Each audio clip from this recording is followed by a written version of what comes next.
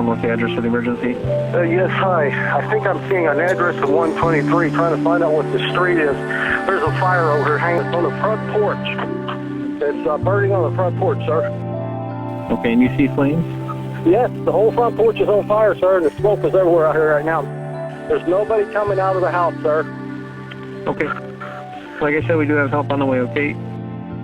I mean, it wasn't that big a minute ago, and now it's just, the whole thing is on fire, sir. The whole front porch, it's just in flames. Do you know if anyone is injured at all? I have no idea. I see nobody coming out, nothing.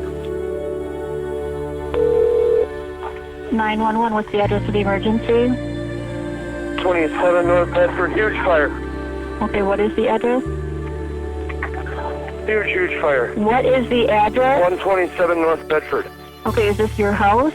No, this is the house right next door to mine. It is getting worse. They need to get here soon, sir. Yep, they're getting there as quickly as they can. Save these people's lives, sir. Yep, Is everybody out of the building right now? I don't know. There's some people standing out here, and they're knocking on the next door over here. Okay. But there's no... The electric wires are down out here. Okay, there's people running around trying to get people out of the side, out the windows of the side of this house. Okay, well, there's the fire department. Is the fire department on the scene? Yeah, everybody is there right now.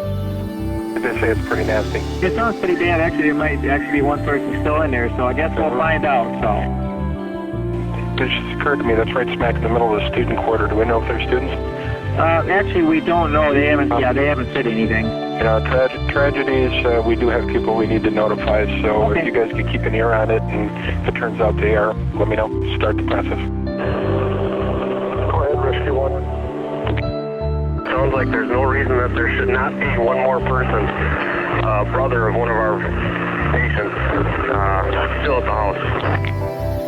We do have a report that one person is still missing. Patient here reporting that his brother was sleeping in the living room. 10-4. Ladder 1, engine 4. Information that possible missing occupant was sleeping in the living room.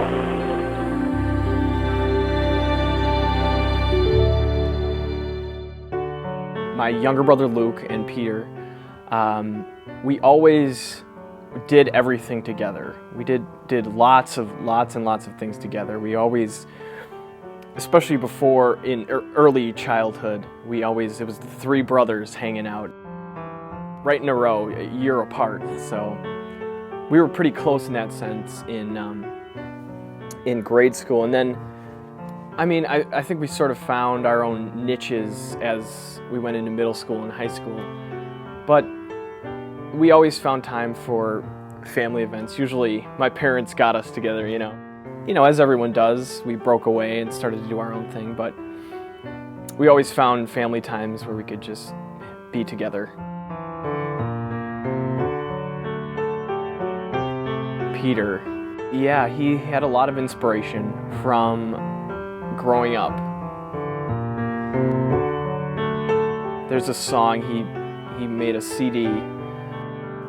One of the songs, Follow Me Home, Follow Me Home, is all about basically our childhood growing up and all these little family moments we had. As he was getting older, he was reflecting more on these things, and he chose to put that into his songs. Follow me home, and now we grow older, our freedoms we snatched without looking back. Follow me home, I snuck out the bathroom window to smoke cigarettes in a metal tin. Follow me home. When I first met Peter, he actually was on a campus visit with his family. Oddly, I just, fell in love with his family, got to know his parents, and started chatting with them so much that we forgot, oh yeah, that's right, Peter's here. Peter was so sweet and so nice and easygoing, and I thought, this is a great kid, and I really hope he makes the decision to come here. And it's a vivid memory. I remember it because, wow, the entire family is making this choice for him to go to school. It was kind of a neat thing.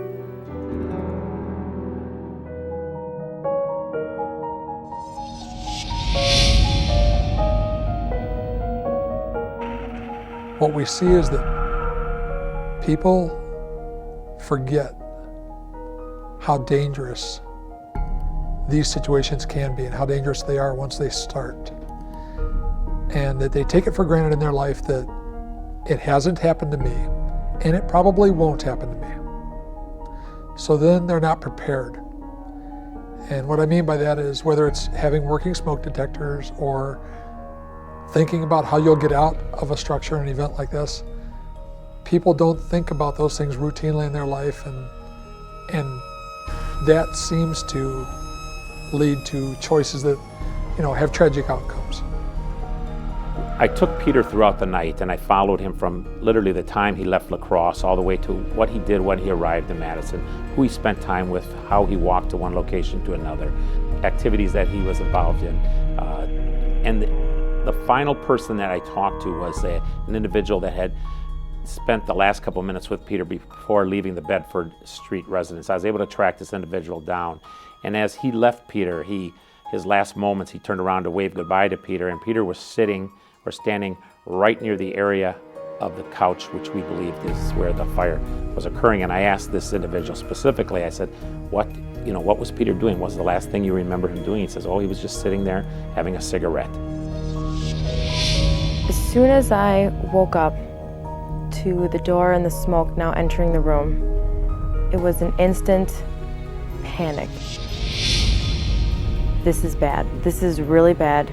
If I don't make the right choices right now, I will not make it out of here alive tonight. And I couldn't breathe. My heart rate increased. I knew I had to stay calm. However, it felt as though I was breathing through a straw. I felt as though each breath I was getting less and less oxygen, and it was getting harder and harder to think. It was getting harder to be able to know where I needed to go because I couldn't see anything. Kelly and I mean, we didn't really talk much before the fire, and since the fire we haven't done a lot of talking, but I mean, we're just both grateful that we both made it out. And the crazy thing about that fire is that we all started in the same room. Kelly, Andy, and I, the three of us that made it out of that house, we all started in the same room and we all left different ways. Peter was sleeping on the sofa just on the other side of that glass window. So he wouldn't have experienced too much, honestly, until the glass broke. And once it broke, then you've got this sudden rush of heat and fire gases and poisonous smoke that comes into the room. He may have awakened at that point from the sudden change of his environment, feeling the heat and such, but now he's in a superheated, super poisonous environment. It only takes a breath or two of that to overcome somebody, and also the extreme heat itself would cause disorientation.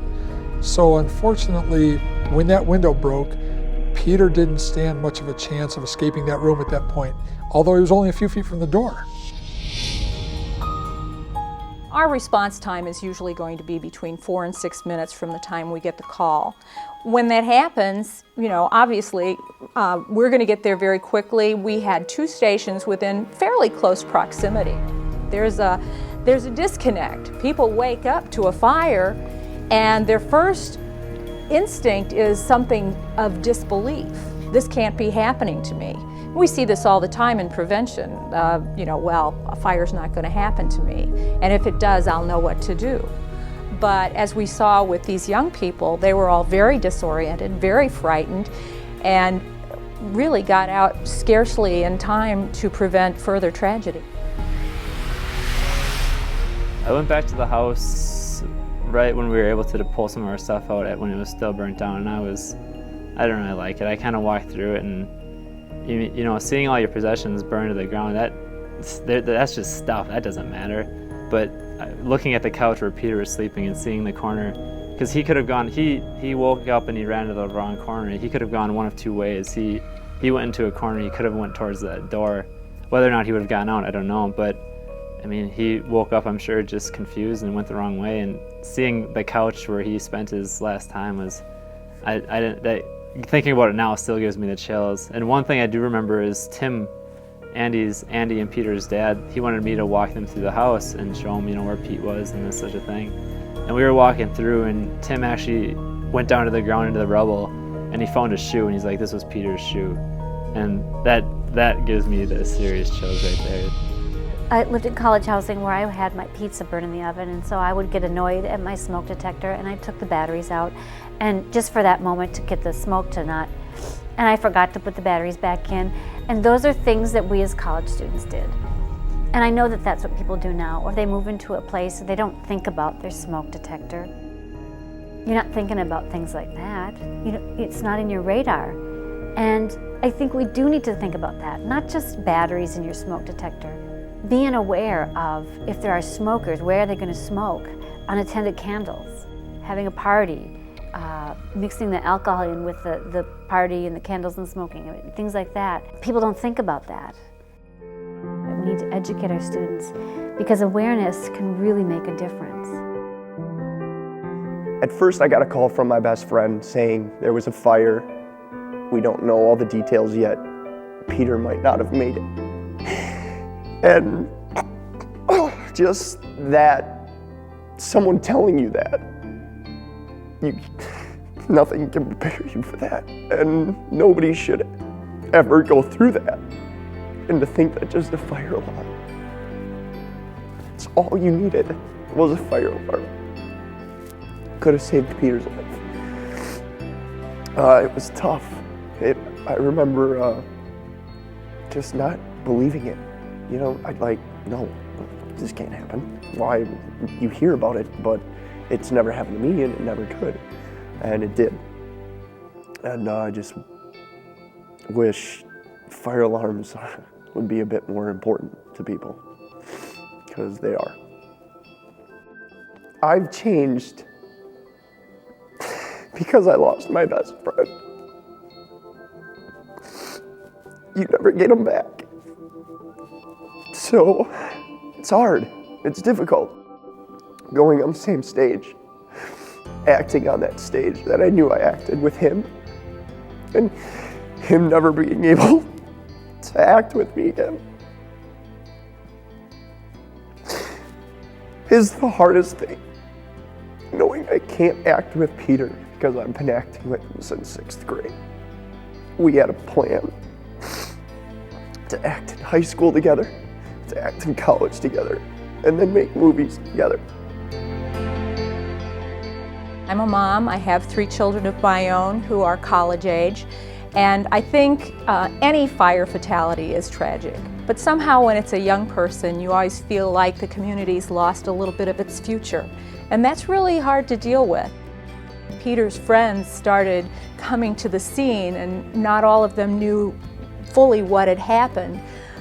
It was at that point that the young man who took the call kind of sank to his knees and said Peter didn't make it. And that was just the kind of thing that goes straight to your heart. It wasn't until the second day that I was in the hospital, after my vitals had been checked, after I'd been put in a hospital room, and I was a little more stable, and I was able to talk a little bit more. I had continued to ask, well, how's Peter? Where's Peter? Did they get him out? And at this point, my dad and stepmom were there. They're saying, we haven't heard yet, but we'll let you know when we do hear anything. And I just had to wait, and I had to wait about a day. Finally did they tell me that Peter did not make it. And at that moment, I lost it. I could not fathom the fact that I was in a situation where I was out. 2 others made it out, and someone did not. It really hit me hard of, this is how serious this fire was. And because of some decisions that were made the previous night, someone has lost their life because of it. And to know I was a part of that situation has changed my life and makes you really appreciate what you have. It makes you really understand how important little things in life are. It makes you realize if there are things that you need to tell people, if there's important people in your life, let them know that. Tell them. Share what you want to say. Be who you are, because in moments, you never know when life will be taken away from you and how important your decisions you make can affect yourself and others.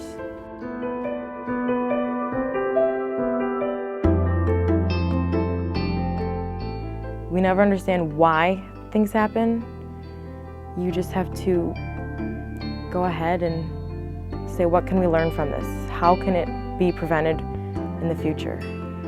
And one thing Andy had said to me that I'll never forget is, God wanted us to live, and now we are here for a purpose. And if it's to give this message to help others not be in the same situation, then I will do that every day. It's a tragic loss. Peter had so much to offer to this world if he had lived on. And I found that out because in my interviews, you don't only learn about a night, you learn about a person. And I learned so much about Peter in that time frame of interviewing people, of talking with his family. And he had so much to offer to this world. And so it is a shame. But at the same time, in many ways, what we've accomplished, and by we, I mean his family and the city working together, Peter lives on. And I think if you can take anything from this tragedy, and I think the family has, is that every life that will be saved in the future is Peter living on. I always believed in you, Peter. You know that. And thank you so much for teaching me the things you taught me. And I loved you like a son. And you made me laugh. And I hope you're playing, and I hope you're happy and peaceful right now. Losing Peter is an ache that no one has to go through. They shouldn't go through. And we just need to help each other out and be aware. This event is a tragedy that I never wanted to face. My students never wanted to face this. And certainly Peter's family never wanted to face this. I remember Peter was such a caring, empathetic person. He really felt what other people felt. I remember when we had a little cocoon that we were going to hatch one time when he was little, and the butterfly hatched out and it had a bad wing and the butterfly couldn't fly. Peter just cried and cried and cried, and he couldn't deal with the fact that this little butterfly couldn't make it. And it was really hard for him, but he did that the whole time. Every time we were upset about anything, Peter would be the one to cry. He was a loving kid. He hugged me so tight every time I said hello to him or goodbye to him. Peter would hug me. That's who he was. That's what he did. And I remember when I hugged him goodbye for the last time. I won't forget it. And now I can't do that anymore.